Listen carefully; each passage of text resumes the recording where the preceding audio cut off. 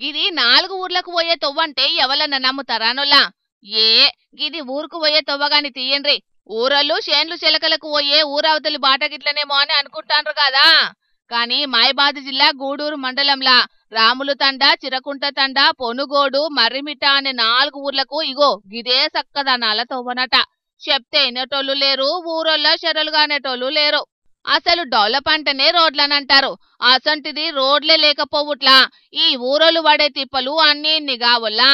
పొలం కోసేటందుకు మిషన్ రావాలనంటే తిప్పలే, కోసిన పంటను మార్కెట్ కి తీసుకుపోవాలంటే కూడా తిప్పలే.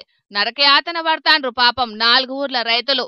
లోకల్ ఎమ్మెల్యేలకు, ఎంపీలకు, అధికారులకు చెప్పి చెప్పి రైతుల నోర్లు బొంగురు పోయినాయి గాని బొక్కలకు కూడా చీమ గుట్టినట్టన్న కాలేదనంటే ఇక చూడుండ్రి ఎట్లున్నదో.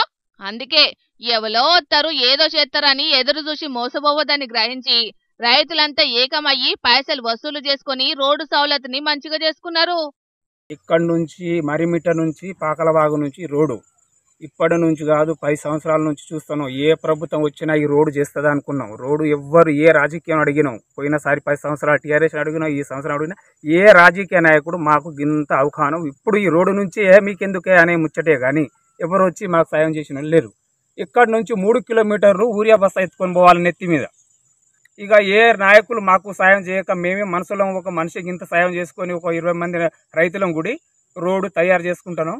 ఈ రోడ్డుకు మేమే పోసుకొని మేమే చేస్తున్నాం. ఎందుకంటే ఏ లీడర్ అయినా ఈ మీడియా చూసుకుంటా ఎందుకైనా ఇంత ఇబ్బందులు చూసుకున్నాం. మా ఎమ్మెల్యే కానీ ఇప్పుడున్న ఎమ్మెల్యే వారు కానీ ఉన్న నాయకులు కానీ చూసుకుంటా కొంచెం మాకు ఈ రోడ్డు శాంక్షన్ చేయాలని మేము కోరుకుంటా.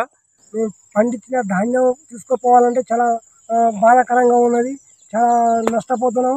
అందుకే ఇక మనిషికి ఇంతకుముందు వచ్చే లీడర్ ఏమైనా చేస్తారో అనుకుంటే ఎవరు చేసే స్థితిలో లేకపోతే మేమే మనిషికి వేసుకొని డబ్బులు వేసుకొని ఈ రోడ్డు బాగు చేయడం జరిగింది.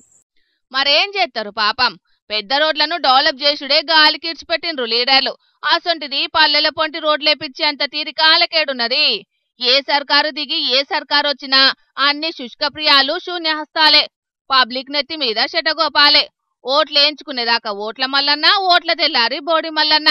ఇగో లీడర్లు చూస్తాండ్రు కదా.